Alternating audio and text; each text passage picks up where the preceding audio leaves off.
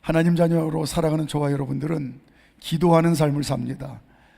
육신의 생명이 호흡이 끊어지면 이제 다 하는 것처럼 우리는 기도를 영적인 호흡이라고 생각하고, 영적인 호흡이 기도가 끊어지면 안 된다, 이 믿음 가지고 기도의 삶을 삽니다. 그래서 오늘도 다 이제 내려놓고 하나님 성전에 나와서 믿음을 가지고 기도합니다. 언젠가도 말씀을 드렸지만 우리가 지난 새벽 시간에 요한계시록을 2번에 걸쳐서 살펴봤는데 한 가지 분명한 진리의 말씀을 다시 한번 마음판에 새길 수가 있었습니다. 이 땅에서 하나님께서 우리가 하나님께 올려드린 모든 기도, 결코 한마디도 땅에 떨어뜨리거나 거저버리지 않으시고 모든 기도를 하나님께서 기가 막히게 응답하셨다라는 걸 이제 우리가 천국에 가면 그거를 잘 알게 된다. 그래서 천국에 가면 후회할 것 중에 하나가, 그때 기도할 걸, 그때 더 많이 기도할 걸, 그때 기도할 걸, 그때 기도할 걸, 이 아쉬움이 천국에 가서 갖는 아쉬움일 거다라는 그런 이제 말씀이 마음판에 새겨졌습니다. 이 기도의 중요성은 아무리 강조해도 지나치지가 않습니다. 그런데 오늘 우리가 한 가지 좀 살필 것은, 기도를 열심히 하는 것도 중요하지만 어떻게 보면 그거보다도 더 중요한 건 제대로 기도하는 게 중요하다 하는 걸 오늘 본문을 통해서 다시 한번 살펴보고자 합니다. 제대로 구해야 제대로 얻는다라는 이 말씀이죠. 이스라엘 백성들이 사무엘에게 왕을 요구합니다. 하나님께서 이스라엘 요구대로 들어주세요. 그런데 겉으로 보기에는 이스라엘 백성들이 기도해서 응답받은 것 같습니다. 물론 본인들도 기도했겠지만 사무엘에게 기도 요청을 하죠. 우리에게 왕을 달라고 기도해 주십시오. 본인들도 기도했겠죠. 그런데 하나님께서 그 요구를 들어주세요. 그냥 겉으로 보면 기도에 응답받은 것 같습니다. 그런데 제대로 구하고 제대로 응답받은 것이 아니다라는 걸 성경이 증거합니다. 자, 우리가 지난 시간에 한 건데 8장 5절 6절, 제대로 구하고 제대로 응답받은 게 아닙니다. 8장 5절 6절 시작. 그에게 이르되 보소서, 당신은 늙고 당신의 아들들은 당신의 행위를 따르지 아니하니 모든 나라와 같이 우리에게 왕을 세워 우리를 다스리게 하소서 한지라. 우리에게 왕을 주어 우리를 다스리게 하라 했을 때에 사무엘이 그것을 기뻐하지 아니하여 여호와께 기도하매. 하나님께서 사무엘에게 말씀하십니다. 오늘 이 하나님 말씀 가운데 하나님의 마음이 그렇게 느껴지는 거예요. 사무엘에게 뭐라고 하나님이 말씀하시는 것 같으냐면, 야 사무엘아, 이 백성들 좀 제발 말려야 되지 않겠냐. 구할 걸 구해야지. 구하되 제대로 구하라고 네가 좀 설득 좀 해라 하는 그런 하나님의 마음이 느껴집니다. 자, 그 뒤에 7절부터 9절까지, 8장 7절부터 9절까지 제대로 좀 구하라고 네가 좀 설득 좀 해라. 자, 7절부터 9절까지 시작. 여호와께서 사무엘에게 이르시되 백성이 내게 한 말을 다 들으라. 이는 그들이 너를 버림이 아니요 나를 버려 자기들의 왕이 되지 못하게 함이니라. 내가 그들을 애굽에서 인도하여 낸 날부터 오늘까지 그들이 모든 행사로 나를 버리고 다른 신들을 섬김같이 내게도 그러하는도다. 아멘. 9절 시작. 그러므로 그들의 말을 듣되 너는 그들에게 엄히 경고하고 그들을 다스릴 왕의 제도를 가르치라. 어떠세요? 내가 너희 기도를 듣고 내가 응답하겠다는 하나님의 이 기뻐하시는 마음인가요? 너무너무 불편하시잖아요. 사무엘이 하나님께서 깨닫게 하시는 대로 너희가 지금 구하는 것의 결국이 어떠한 것인가를 이제 사무엘에게 깨닫게 하시고 그걸 전해주라고 합니다. 10절부터 18절까지 하나님이 아주 불편한 마음 가지고 너희가 지금 구하는 것의 결국이 어떻게 될 건지 사무엘에게 깨닫게 하시고 말하라고 하세요. 그게 무슨 뜻입니까? 지금 말리라는 겁니다. 이스라엘 백성들에게 너희가 지금 알아듣고 그만하라는 거예요. 자, 10절부터 18절까지 저 한 절씩 교독하십니다.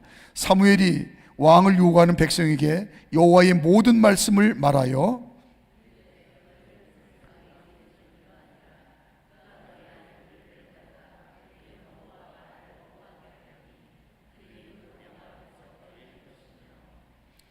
힘들 거라는 거예요. 그가 또 너희 아들들을 천부장과 오십부장을 삼을 것이며 자기 밭을 갈게 하고 자기 추수를 하게 할 것이며 자기 무기와 병거의 장비도 만들게 할 것이며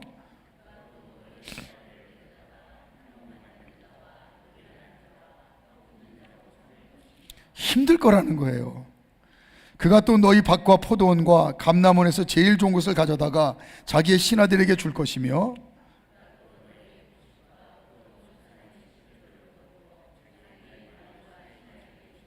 힘들 거라는 거예요. 그가 또 너희 노비와 가장 아름다운 소년과 나귀들을 끌어다가 자기 일을 시킬 것이며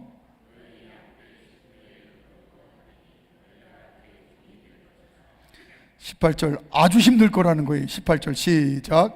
그날에 너희는 너희가 택한 왕으로 말미암아 부르짖되 그날에 여호와께서 너에게 응답하지 아니하시리라 하니. 그런데 이스라엘 백성들이 자기들이 잘못된 것을 구한다고 전해 듣고도 쓸데없는 고집을 꺾지 않습니다. 그리고 끝까지 요구해요. 18장 19절 20절 18장 19절 20절 시작. 백성이 사무엘 말 듣기를 거절하여 이르되 아니로소이다. 우리도 우리 왕이 있어야 하리니 우리도 다른 나라들 같이 되어 우리의 왕이 우리를 다스리며 우리 앞에 나가서 우리의 싸움을 싸워야 할 것이니다 하는지라. 우리 뜻대로 해야 되겠다는 거예요. 화가 나신 하나님께서 그럼 니네 하고 싶은 대로 해라, 그냥 내버려둬, 이래요. 18장 21절 22절 시작.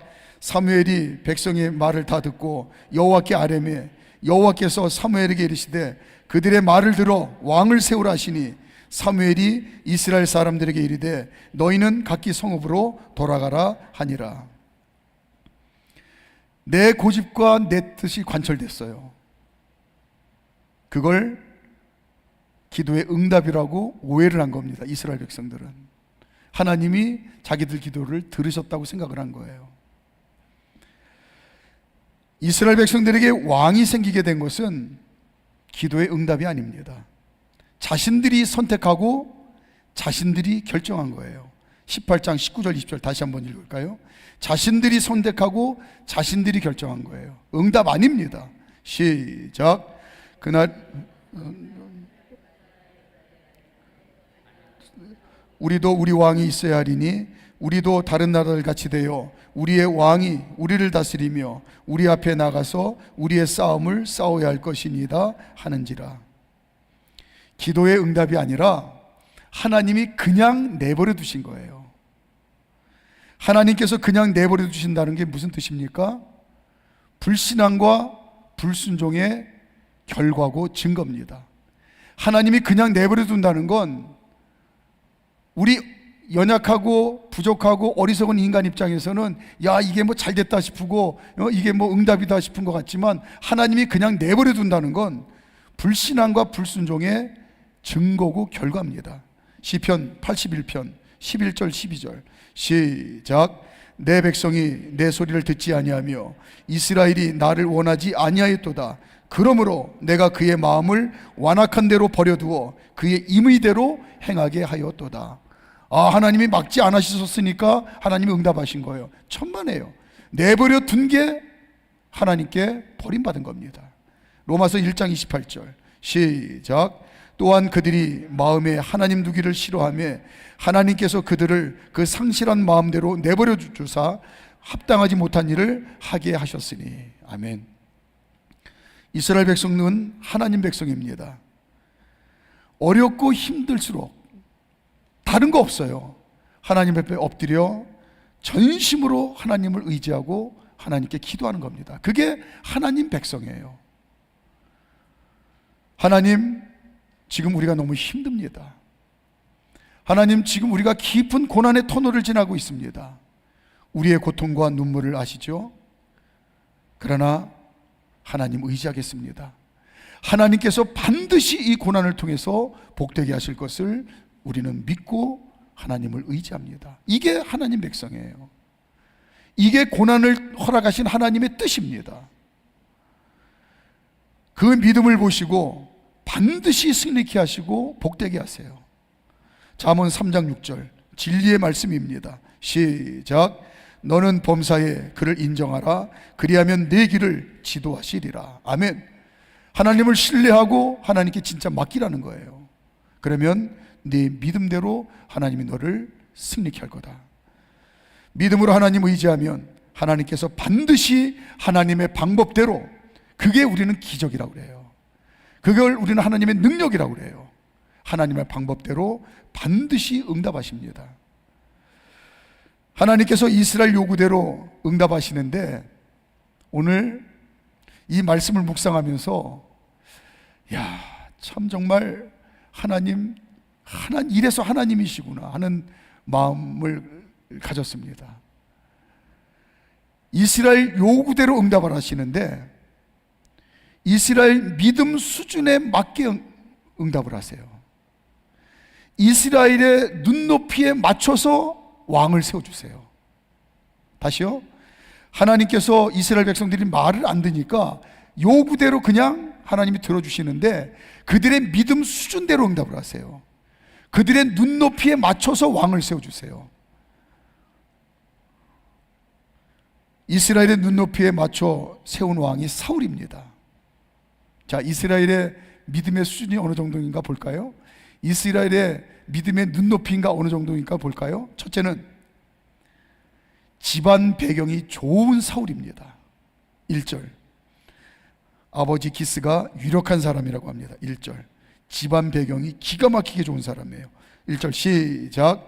베냐민 지파에 기스라 이름하는 유력한 사람이 있으니 그는 아비엘의 아들이요 스올의 손자요 베고라스의 증손이요 아비아의 현손이며 베냐민 사람이더라.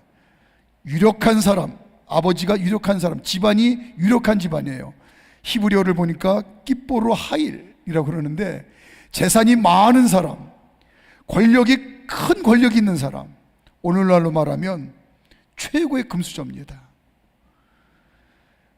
사울이 한마디로 최고의 금수저인데 이스라엘 수준의 눈높이에 딱 맞아요. 입맛에 딱 맞습니다. 그래, 이 정도 집안의 사람이면 우리의 왕 자격이 있지, 충분하다고 만족합니다. 이스라엘 눈높이에 맞는 사람이라고 이들이 사울 정도면 됐다고 인정을 합니다. 그러나 하나님 보시기에는 어떠한지 관심이 없어요. 우리 입맛에 맞는다. 오케이. 두 번째는 겉보기에 그럴싸한 사울입니다. 이게 이스라엘의 믿음의 수준이에요. 이게 이스라엘의 눈높이입니다. 겉보기에 그럴싸한 사울입니다. 외모가 준수하다네요. 2절 시작. 기스에게 아들이 있으니 그의 이름은 사울이요 준수한 소년이라.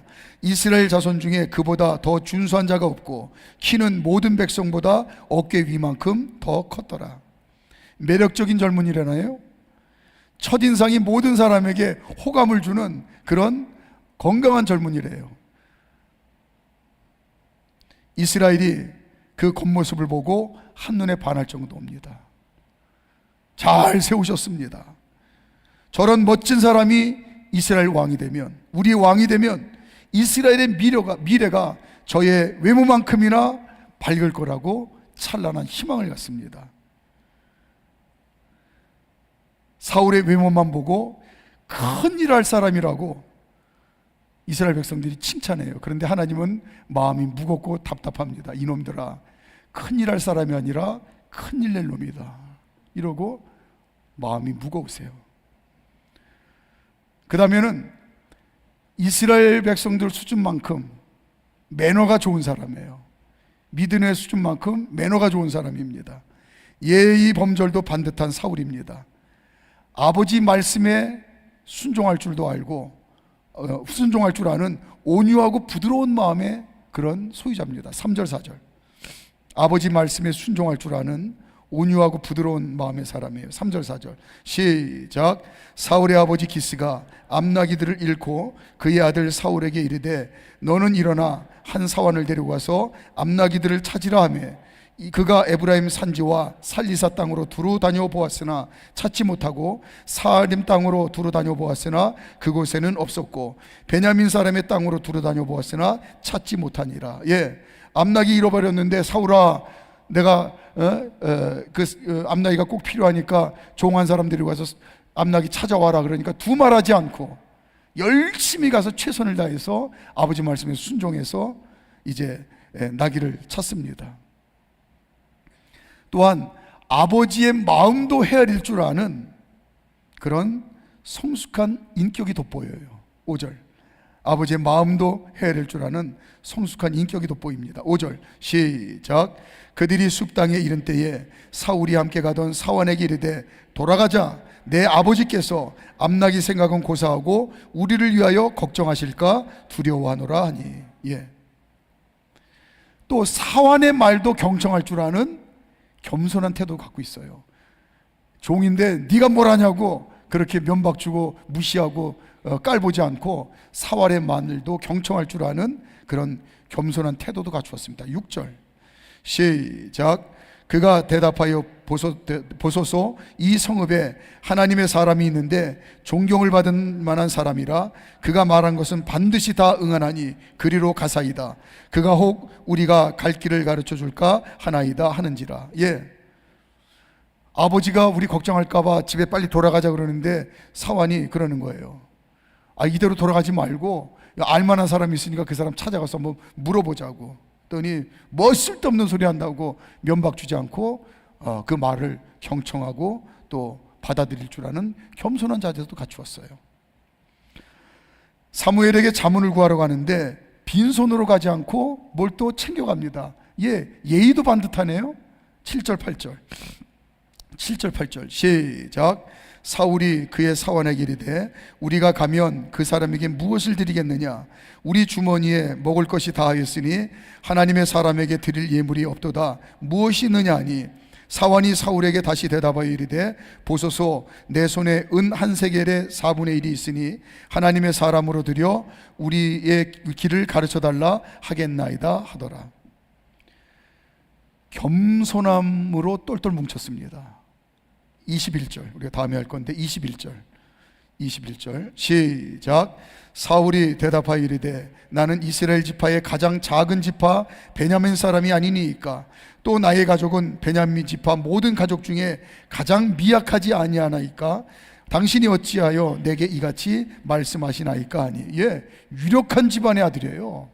우리 집안이 이렇고 우리 아버지가 어떻고 뻐길만도 한데 가장 볼품없는 별 볼 일 없는 집안의 사람입니다. 겸손할 줄도 아네요. 이스라엘 백성들이 철저하게 인간적인 마음으로 하나님께 왕을 요구했을 때 하나님께서 이스라엘의 그 믿음과 눈높이 수준에 맞춰 응답하신 게 사울이에요. 그랬더니 이스라엘 백성들이 이야 정말 하나님이 기가 막힌 왕을 세우셨습니다 하고 이제 탄성을 냅니다. 당연히 이스라엘 백성들 마음에 눈에 쏙 듭니다. 대만족이에요. 그런데 우리는 성경을 통해서 하나님이 우리에게 말씀하시는 중요한 진리의 말씀 한 가지를 압니다. 성경 이야기의 모든 이야기에 공통점이 있어요. 인간적인 수단과 방법은 처음엔 잘 되는 것 같아요. 처음엔 만족스러운 것 같아요. 그러나 그 끝이 결국은 안 좋습니다.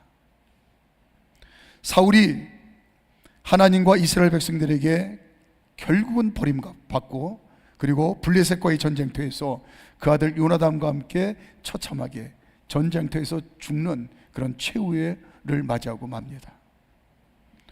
사울 왕의 뒤를 이어서 이스라엘 두 번째 왕을 세울 때는 하나님께서 하나님 방법대로 하나님 마음에 드는 사람을 이번에는 두 번째 왕으로 세우세요. 첫 번째하고는 완전히 반대죠. 우리의 요구대로 우리가 원하는 우리의 수준에 맞는 왕을 주십시오. 첫 번째 왕은 그랬는데 두 번째 왕 다윗은 하나님께서 하나님 방법대로 하나님 마음에 드는 사람을 두 번째 왕으로 세우십니다. 하나님께서 하나님 눈높이에 맞추어서 세운 왕이 다윗입니다. 13장 14절 시작. 지금은 왕의 안 나왔나요? 한번 성경 찾아보시죠. 성경 있으시죠? 13장 14절.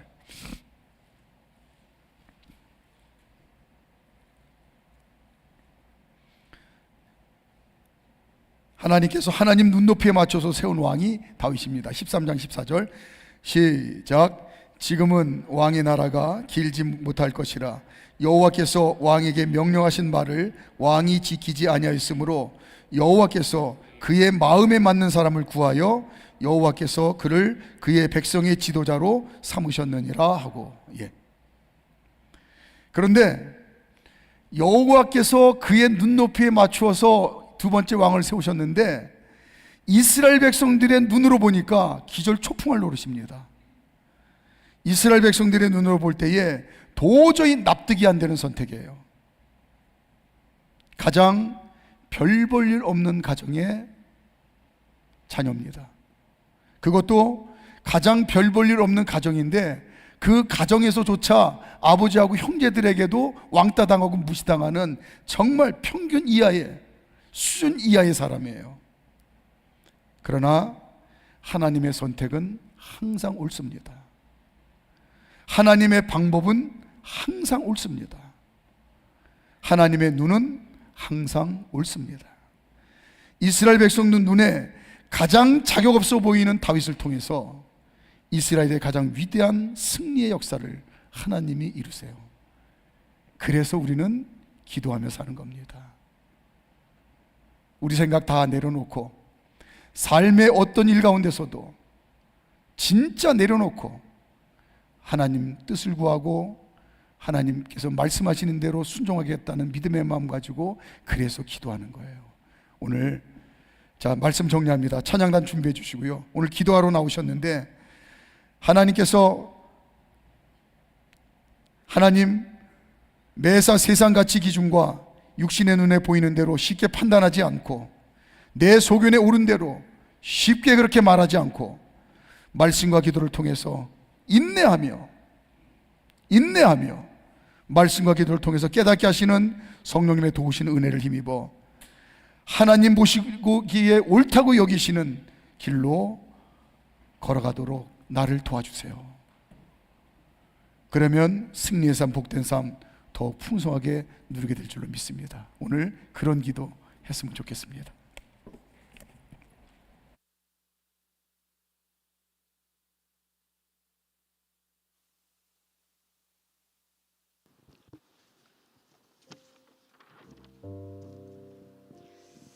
제가 금요 밤 기도회는 오늘이 두 번째잖아요. 그런데 첫 번째 할 때도 그렇고 오늘도 목사님께서 선포하신 말씀이 기도입니다. 그래서 지난번에도 기도를 말씀하셨는데 오늘도 또 기도를 선포하신 걸 보면 기도를 해야만 하는 것 같습니다. 제가 오늘 교회 오기 전에 국회의사당 그 옆에 보면 국회의원 회관이 있는데 거기서 다교연이라고 다음 세대 교육 연합회 창립 총회를 제가 다녀왔습니다. 저희 권은미 목사님도 가셔야 되는데 지금 이집트 가셔서 못 가셔서 제가 이제 동역 간사로 있어서 갔는데요. 그곳에는 정말 이 땅의 다음 세대, 그 다음에 열방의 다음 세대를 위해서 기도하시고 걱정하시고 이 다음 세대를 어떻게 일으킬까 고민하시는 분들이 모여서 그 연합회를 만들어서 오늘 창립 총회를 열었습니다. 그러면서 거기서 말씀하시는 중요한 거는 교회뿐만이 아니라 이 다음 세대를 세우기 위해서 교육 플랫폼을 세워서 이 아이들이 정말로 하나님의 자녀로 자라나기를 그렇게 원하면서 기도하고 그런 모임인데요. 거기서 중요하게 하는 사업이 몇 가지가 있는데 그 중에 하나가 지금 요즘 아이들 교과서가 정말 하나님과는 너무 먼 이야기, 하나님을 믿지 못하게 하는 교과서의 내용들이 너무 많잖아요. 그래서 그런 교과서의 내용들도 정말로 창조주이신 하나님을 아이들에게 교육할 수 있도록 그런 교육 플랫폼도 만들고요. 또 하나 말씀하시는 게 우리 교회 자원이 정말 많잖아요. 방과 후 교육을 학교 교육에만 맡기는 것이 아니라 이 교회 많은 이 공간을 이용해서 방과 후 활동도 교회에서 할 수 있는 교육 플랫폼들도 만들고 이미 시행하고 있다고 합니다. 제가 그런 보고들을 들으면서 가슴이 막 뛰었어요. 우리 다음 세대를 위해서 우리 교회도 너무 많이 기도를 하고 계시는데 우리 다음 세대를 세우기 위해서 우리 옥토교회 성도님들이 지금까지 기도한 모든 것들이 정말 이제 이루어져야 되는 그 시간이 아닐까. 언젠가 목사님께서 그렇게 말씀하셨거든요. 하나님께서 기도를 시키는 이유는 이제 하나님께서 이제 이 일을 하자, 그런 신호라고 말씀하셨거든요.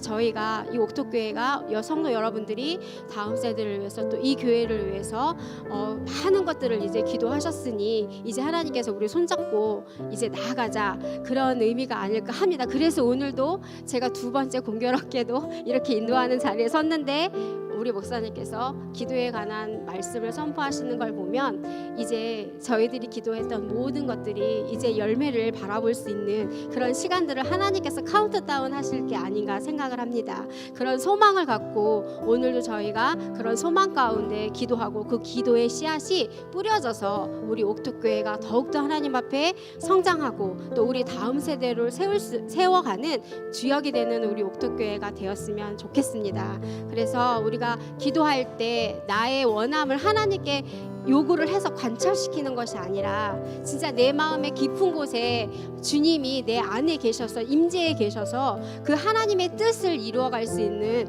내가 통로가 되어드리길, 또 우리 교회가 통로가 되어드리길, 우리 모두가 하나님께서 일하시는 통로가 되어드리기를 원하는 그런 기도를 하는 귀한 시간이 되었으면 좋겠습니다. 내 마음의 한 자리 찬양하시겠습니다.